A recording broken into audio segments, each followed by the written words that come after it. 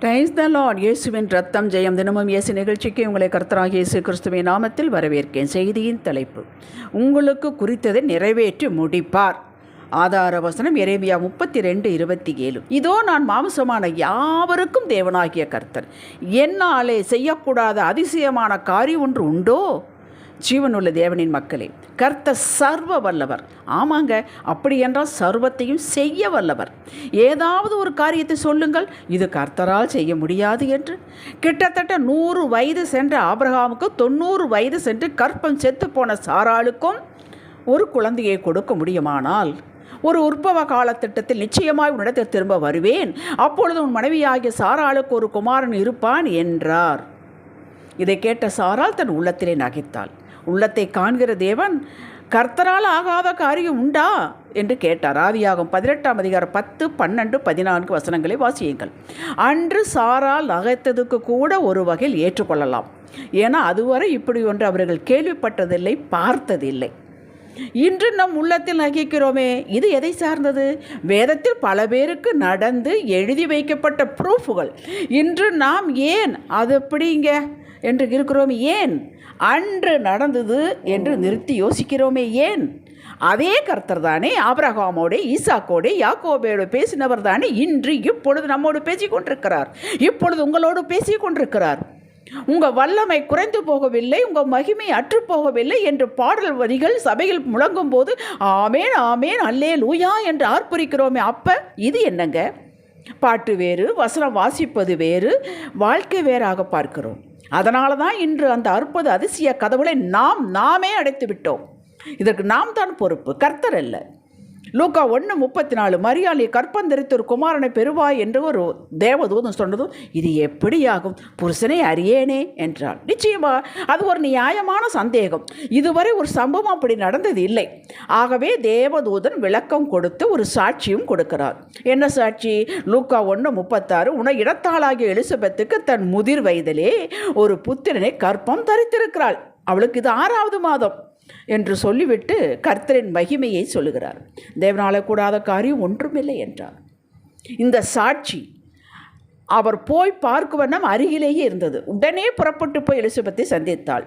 சாட்சியும் தேவ வார்த்தையும் வந்ததும், மரியாள், இதோ நான் ஆண்டவருக்கு அடிமை, உம்முடைய வார்த்தையின்படி ஆக கடவுது என்றாள். அப்படியே ஆனது.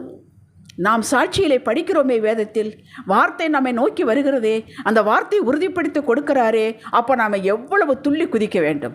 எல்லா சாட்சிகளும் வாழ்க்கை வரலாறுகளும் முழுமையாக நிரூபிக்கப்பட்ட, செய்து முடித்த தேவனுடைய வாயிலிருந்து புறப்பட்ட வாக்குகள் எல்லாவற்றையும் ஆவியானவரால் உந்தப்பட்டு, உணர்த்தப்பட்டு, அறிவிக்கப்பட்ட அத்தனையும் எழுதி நம் கையில் கொடுத்து விட்டார். அல்லேலூயா. இந்த வேதத்திற்காக நாம் ஸ்தோத்திரம் செலுத்துவோம். சங்கீதம் 119, 1, 2 வசனங்களில், கர்த்தருடைய வேதத்தின்படி நடக்கிற உத்தம மார்க்கத்தார் பாக்கியவான்கள், அவருடைய சாட்சிகளை கை கொண்டு அவரை முழு இருதயத்தோடும் தேடுகிறவர்கள் பாக்கியவான்கள். நாம் தான் உத்தம மார்க்கத்தார், சந்தேகம் வேண்டாம் உங்களுக்கு. நாம் வார்த்தை கிடைத்தவுடன் மகிழ்கிறோம். ஆம், அவரால் கூடாத காரியம் ஒன்றுமில்லை என்று அறிக்கை செய்கிறோம். கொஞ்ச காலம் ஒன்றுமே அறிகுறியே இல்லாத போது, அறிகுறி இல்லாத விட்டாலும் பரவாயில்ல, எதிர்மறையாக நடக்கும்போது சரி அது வேத காலத்தில் அக்காலத்தில் நடந்தது, இப்போவெல்லாம் நடக்குமா என்ன, இது கலிகாலம் என்று நாமே கேள்வி கேட்டு பதிலும் கொடுத்துவிட்டு ஏதோ ஒருவித பயத்தோடு சந்தேகத்தோடு அந்த வார்த்தையை அறிக்கை செய்து கொண்டிருக்கிறோம். ஆவியானவருக்கு ஆபிரகாமுக்கு காலங்கள் ஆகவில்லையா? 75 வயதில் கொடுத்தது 100 வயது ஆகும்போது தானே நடந்தது. ஆபிரகாம் தவறு செய்யவில்லையா? சாராள் பேச்சை கேட்டு இஸ்மவேலுக்கு தகப்பனாகவில்லையா? கர்த்தர் கோபித்து கொண்டாரா? நம் உள்ளத்தை நினைவுகளை நாம் அவருக்கு சொல்ல வேண்டியதில்லை, அவர் அதை வாசிப்பவர். கர்த்தர் நினைவுகளை யாருக்கும் தெரியாது என்று அந்தரமாக வைத்திருப்பவர்களை வெளியே கொண்டு வந்து நமக்கே காட்டுகிறார். உபாகம் 8:2, உன் இருதயத்தில் உள்ளது நீ அறியும்படிக்கு என்று வருகிறது வார்த்தை. அன்பு மக்களே, தேவ வார்த்தை வந்துவிட்டால் இதில் பொருள் என்ன? நான் இந்த வார்த்தையின்படி உனக்கு செய்து முடிக்கப் போகிறேன். காலங்கள் அவருடைய கரத்தில் இருக்கிறது. நீ ஆயத்தமாகிக்கொள், திடன்கொள், எழும்பு, உன் வேலையை செய். இதுதான் அதற்கு அர்த்தம். நீங்கள் பரிசுத்தவான்களா? தசமமாக ஒழுங்காக செலுத்துகிறீர்களா? ஆலயத்திற்கு ஒழுங்காக வருகிறீர்களா? வசனம் மனப்பாடமாக தெரியுமா என்பதை பார்த்து அவர் வாக்கு கொடுப்பதில், அவர் நல்லவர், அவர் வல்லவர், அவர் நம்மை அழைத்தவர், ஆகையால் பொறுப்படுத்திக் கொள்கிறார். வாக்கு பெற்ற நீங்கள் உங்களது விசுவாச கிரியை என்ன? அவரை நம்பி பொறுமையோடு காத்திருக்கிறீர்களா? காத்திருக்கும் போது உங்களுடைய நினைவுகள், பேச்சு, செயல் எப்படி இருக்கிறது அதை கவனிக்கிறார். ஒரு சாட்சி உண்டு, அது எல்லாருக்கும் தெரியும், நீங்களும் வாசித்திருப்பீர்கள். உங்களுக்கு ஞாபகப்படுத்துகிறேன். ஒரு ஸ்திரீக்கு ஒரு காடு இருந்தது, ஒரு சின்ன இடம் இருந்தது, பூரா பாறை. அவள் ஆடு மேய்த்து கொண்டிருந்தாள். மழை காலத்தில் ஆடு குட்டிக எல்லாம் ஒரே ரூமில் தான் படுத்துக்குவாங்க. அவள் ஜெபித்தாள், ஆண்டவரே எனக்கு ஒரு வீடு கட்டி கொடுங்க, அந்த குட்டி தனியாக ஆடு தனியாக நாங்கள் தனியாக படுத்துக்கணுன்ட்டு. ஆண்டவர் அவருடைய காட்டை காட்டினார். ஒரு சின்ன காடு, பூரா பாறை. ஆண்டவரே இதில் எப்படிப்பா நான் வீடு கட்டுவேன், இதில் எப்படிப்பா கட்டுவேன் அப்படின்னு திரும்ப திரும்ப அதையே தான் உணர்த்தினார். அந்த ஸ்திரீ அந்த வாக்கை யாரிடம் சொன்னால் சிரிப்பாங்க.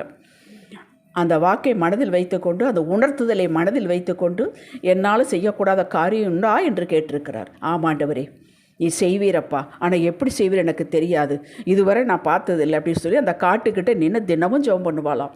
இந்த இடத்த எனக்கு வீடு கட்டி கொடுக்குறேன் என்று சொல்கிறேன், ஸ்தோத்திரம், இவ்வளவுதான், போய் விடுவாள். கொஞ்ச காலமாச்சு, அந்த ஜெபத்தையே அவள் மறந்து விட்டாள். அந்த பக்கத்துக்கு, அந்த ஊருக்கு பக்கத்தில் ஒரு சிமெண்ட் ஃபேக்ட்ரி வந்தது.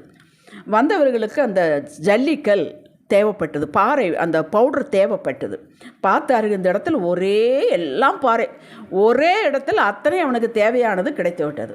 அந்த ஸ்திரீயை கூப்பிட்டு, இந்த பாறை முழுவதும் நாங்கள் எடுத்துக்கொள்கிறோம், பவுடர் ஆக்கி கொள்கிறோம், முழுவதும் பாறை எடுத்து விடுகிறோம், உங்களுக்கு என்ன அதுக்கு வேண்டும் என்று கேட்டிருக்கிறார்கள். எனக்கு ஒன்றும் வேண்டாங்க, அதில் ஒரு வீடு கட்டி கொடுங்கன்னு கேட்டிருக்கிறோம். அவர்கள் பாறை முழுவதையும் எடுத்து அந்த இடத்துல ஒரு பெரிய வீட்டை கட்டி வாடகை கூடவும் கட்டி கொடுத்தார்களாம். ஆண்டவருக்கு பொய் சாட்சி அவசியம் இல்லைங்க, இது நடந்தது வாசித்திருக்கிறோம், அவ்வளவுதான். இது நிச்சயமாக நடந்திருக்கு, இதுபோல் பல மடங்கு நடந்திருக்கு. ஹல்லேலூயா. அந்த ஸ்திரீ என்ன செய்தால், ஆமாண்டவரே முடியாததா, எங்கள் கண்களுக்கு இது முடியாது, ஆனால் உங்கள் கண்ணுக்கு இது முடியும் ஆண்டவரே என்று அவள், ஆனால் அது வெளியே சொல்லவில்லை. ஏன் சொல்லவில்லை என்றால் சிரிப்பார்கள் என்று சொல்லவில்லை. நீங்கள் அப்படி இல்லை, தீர்க்க தரிசனத்தை சொல்லக்கூடாது, வெளியே சொல்லாதீர்கள். இதை அசைத்து பார்க்க கீழே போட்டுவிட பிசாசு கொண்டு வரும் தந்திரங்கள், ஆலோசனை, பொய்களுக்கு செவி கொடுக்காதீர்கள். தினமும் நீர் கொடுத்த வாக்கின்படி ஆக போகிறதுக்கு ஸ்தோத்திரம் என்று சொல்லுங்கள். விசுவாச நிலையிலே இருந்து பெற்றுக்கொள்ளும் வரை எப்பக்கம் சாயாமல் இருக்க உமது கிருபை வேண்டும் தகப்பனே என்றது கிருபையை கேட்டு பெற்றுக்கொள்ளுங்கள். விசுவாசத்தை தளரும் போது நீங்கள் பெற்ற கிருபை உங்களை தாங்கி பிடிக்கும். சங்கீதம் 94 சொல்கிறான், நான் விசாரம் அடையும் போது உடைய கிருபை தாங்குகிறது என்று. என்னது தாங்குகிறது? எங்கிருந்து விழுந்தால் விசுவாசத்திலிருந்து கீழே தளரும் போதும் அது மட்டும்தாங்க நம்மளுக்கு தூக்கி பிடிக்க வேண்டும். ஹல்லேலூயா. நிச்சயம் செய்வார். ஜெபிக்கலாம். தகப்பனே, நீர் சொன்னதை செய்து முடிக்கிறவர், திட்டம் பண்ணினதை நிறைவேற்றுகிறவர். நீர் எங்களுக்கு வாக்கு கொடுத்திருக்கிறீர் என்றால் அது நடந்து விட்டது, அதன் காலத்தில் வந்து வாய்க்கும் என்பதை கண்டோம். வாக்கு பெற்றதிலிருந்து அதை கண்ணால் காணும் வரை இடைக்காலத்தில் நாங்கள் வழுவியோ கீழே விழாமல் அதிலே நிலைத்திருந்து உங்களுக்கு மகிமை செலுத்த கிருபை தாரும். சொந்த பலனால் எங்களால் இருக்க முடியவில்லை தகப்பனே, இயேசுவின் நாமத்தில் பிதாவே. இன்றைய சிந்தனைக்கு, கர்த்தர் கொடுத்த வாக்கு என் எல்லையில் கிரியை செய்து கொண்டிருக்கிறது. காத்திருக்கிற நான் ஒருபோதும் வெட்கப்பட்டு போக மாட்டேன். ஆமேன். ஹல்லேலூயா.